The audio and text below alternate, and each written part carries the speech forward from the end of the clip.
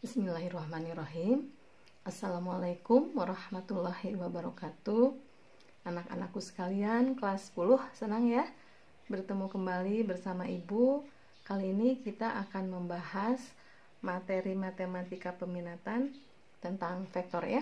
Kemarin kita sebelumnya sudah membahas tentang notasi vektor dan beberapa jenis vektor, juga operasi vektor. Operasi vektornya yang kita pelajari kemarin adalah perkalian sebuah vektor dengan skalar ya.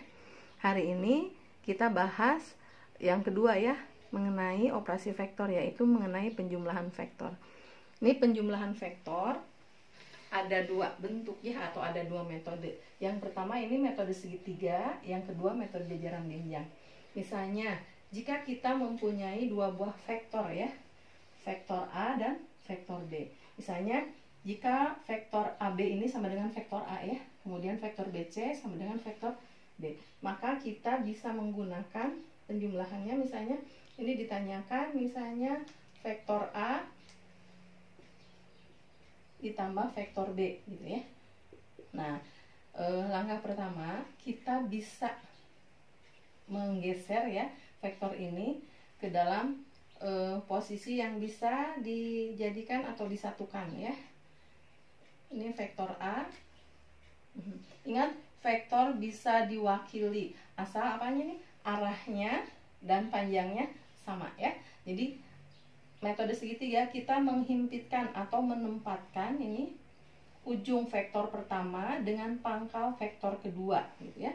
Sekali lagi, menempatkan ujung vektor pertama dengan pangkal vektor kedua. Nah ini, nah gitu ya, diletakkan gitu ya. Kemudian hasilnya adalah ini, pangkal vektor pertama dengan ujung vektor kedua. Nah ini adalah vektor A ditambah dengan vektor B gitu ya, hasilnya yang warna hitam ini ya. Bisa dipahami?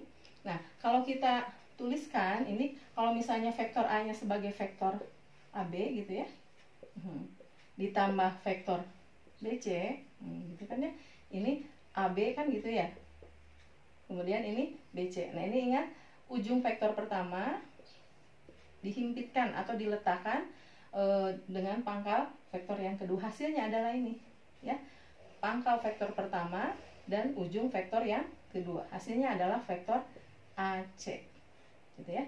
Bisa dipahami? Kemudian yang kedua dengan metode jajaran genjang. Dengan metode jajaran genjang kita bisa meletakkan pangkal vektor pertama dengan pangkal vektor kedua. Gini ya. Gitu. Kemudian vektor keduanya sama pangkalnya di. Nah, gitu. Ya. Jadi pangkal vektor pertama dengan pangkal vektor kedua diletakkan, kemudian kita membuat garis yang sejajar atau bayangan dari vektor masing-masing. Ini misalnya bayangan dari vektor A, ingat sejajar. Kalau sejajar itu berarti jarak dari awal sampai akhir sama ya. Kemudian ini bayangan dari vektor B. Nah ini pertemuannya gitu ya. Jadi pangkalnya ini yang pertama, kemudian nah ini bertemu di ujungnya. Jadi ini yang dimaksud dengan vektor A ditambah vektor B. Kalau ini misalnya vektor A, yang ini misalnya vektor B. Jadi sama ya, vektor AB ditambah vektor BC hasilnya adalah AC. Ini dan ini sama ya. Bisa dipahami sampai sini? Nah, kita lanjutkan ke menentukan resultan vektor ya. Baiklah, kita akan melanjutkan dengan resultan beberapa vektor atau resultan dari beberapa vektor. Artinya kita menentukan vektor hasil dari operasi beberapa vektor. Resultan dari beberapa vektor ini menggunakan cara poligon, di mana cara poligon ini menggunakan metode segitiga ya. Metode segitiga seperti yang kita bahas barusan adalah meletakkan ya ujung vektor pertama dengan pangkal vektor yang mau dioperasikan berikutnya. Ya, berarti kita langkah pertama pindahkan dulu ini vektornya ke tempat yang bisa dijumlahkan. Ingat, vektor bisa diwakili asal panjang dan arahnya sama, berarti vektor itu sama. Di sini ada vektor AB gitu ya. Kemudian dijumlahkan dengan vektor BC, berarti kita menyimpan ya atau meletakkan pangkal dari vektor berikutnya yang mau dijumlahkan ke ujung dari vektor yang pertama. Nah, ini BC ya. Berikutnya berarti kita menjumlahkannya ya.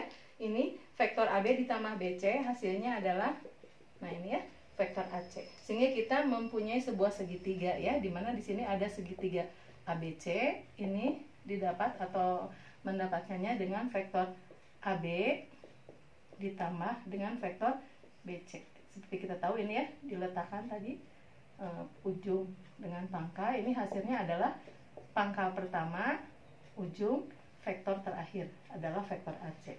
Kemudian vektor AB yang dijumlahkan dengan BC kita operasikan lagi dengan vektor CD. Tentu saja kita meletakkan atau ya menghimpitkan pangkal dari vektor CD dengan vektor sebelumnya. Nah, gitu ya. Nah, ini CD ya. Sehingga kita mempunyai hasil pangkal yang pertama sama ya, ujung yang terakhir vektor AC. Sehingga kita mendapatkan ini ada segitiga ABC tadi, ini segitiga ACD. Dimana ini didapat dari vektor AC ditambah vektor CD. Ya, ini ya sama ya, pangkal dengan ujung dengan pangkal. Ini hasilnya adalah vektor yang pertama, pangkalnya ujungnya adalah vektor yang terakhir atau yang kedua. Nah, hasilnya adalah AD. Kemudian kita jumlahkan lagi dengan vektor berikutnya ya, ini DE. Ingat ya, panjangnya sama, arahnya sama. Kita dapatkan sebuah segitiga baru ya. Nah, ini hasilnya ya, segitiga ADE. Jadi ada segitiga ADE. Ini hasil dari penjumlahan antara vektor AD ditambah vektor DE. Ya, hasilnya adalah pangkal vektor yang pertama A ya, ujung dari vektor yang terakhir. Ini ya, gitu ya. Jadi hasil dari vektor AB ditambah BC ditambah CD ditambah DE menghasilkan ini poligon ya, berbentuk poligon adalah gitu ya. Jadi ini vektor AB ditambah vektor BC, ini sama ya, pangkal dengan ujung yang sama, berarti bisa dioperasikan, hasilnya AC. Ditambah vektor berikutnya, vektor apa? CD. Ini ya, sama ya, pangkal dengan ujung. Hasilnya berarti ini AD. Ditambah lagi CD berarti ditambah DE ya, vektor DE. Hasilnya ini adalah vektor pangkal dengan akhir ya, berarti AE. Jadi hasilnya adalah vektor AE. Sehingga secara umum ini berlaku ya, kalau kita punya vektor AB ditambah vektor BC ditambah vektor CD ditambah vektor DE ditambah lagi terus gitu ya, dan seterusnya, misalnya vektor MN ya, maka ini B dengan B ya, pangkal dengan ujung, ini pangkal dengan ujung, pangkal dengan ujung, kemudian ini hasilnya ya, nah gitu ya, adalah pangkal yang pertama berarti A ya, ujungnya vektor yang terakhir berarti E, berarti hasilnya ada S, ujungnya adalah N, berarti vektor AN. Bisa dipahami? Ya, coba ya, kalau ada yang tidak dipahami boleh ditanyakan ya. Baiklah, kita lanjutkan dengan sifat-sifat penjumlahan vektor ya, dimana sifat penjumlahan vektor ini terdiri dari 4 ya, ada sifat. Ini untuk setiap vektor A, B, dan C berlaku ya. Pertama, sifat komutatif. Komutatif ini adalah pertukaran ya. Jadi kalau kita punya vektor A ditambah dengan vektor B, ini bersifat komutatif, pertukaran tempat ya. Ini sama dengan vektor B ditambah vektor A. Kemudian sifat yang kedua adalah sifat asosiatif atau pengelompokan. Jadi jika kita mempunyai vektor A ditambah vektor B gitu ya, ditambah dengan vektor C, ini memenuhi sifat dari vektor A ditambah dengan hasil dari vektor B yang dijumlahkan dengan vektor C. Sekali lagi ya, hasil dari penjumlahan vektor A dengan vektor B ini ketika ditambahkan dengan vektor C, hasilnya akan sama dengan vektor A yang dijumlahkan dengan hasil penjumlahan antara vektor B dengan vektor C.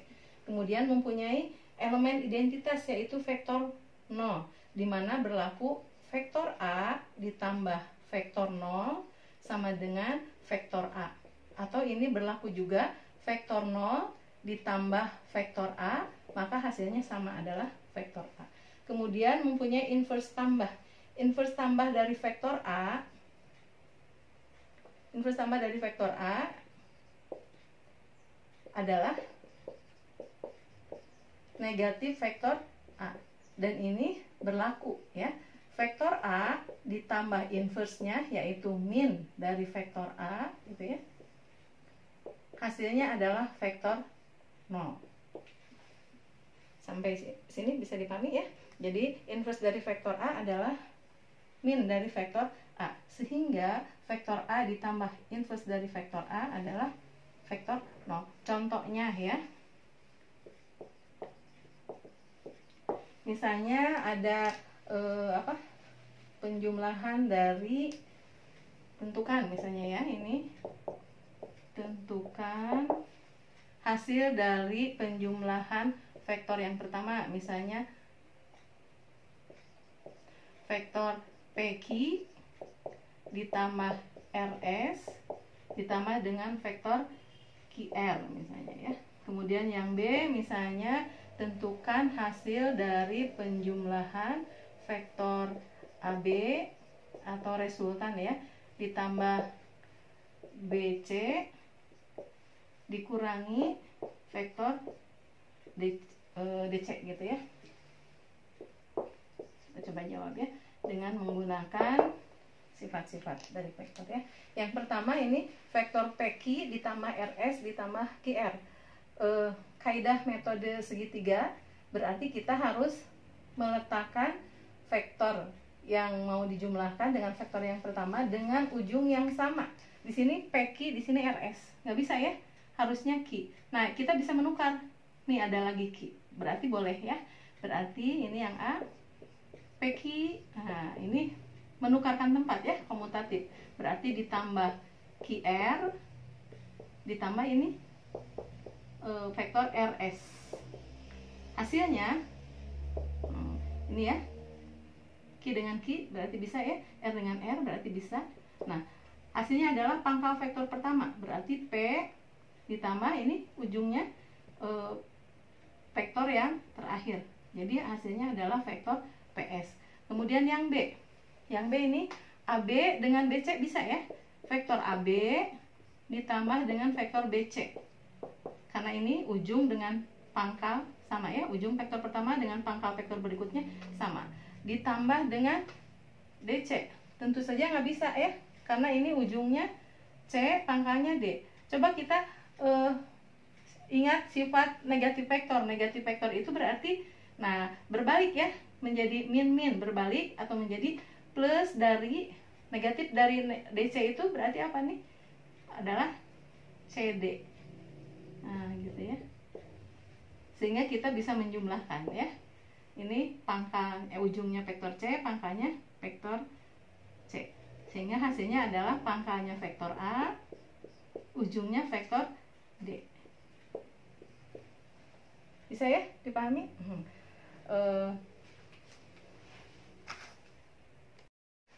Bisa dipahami ya.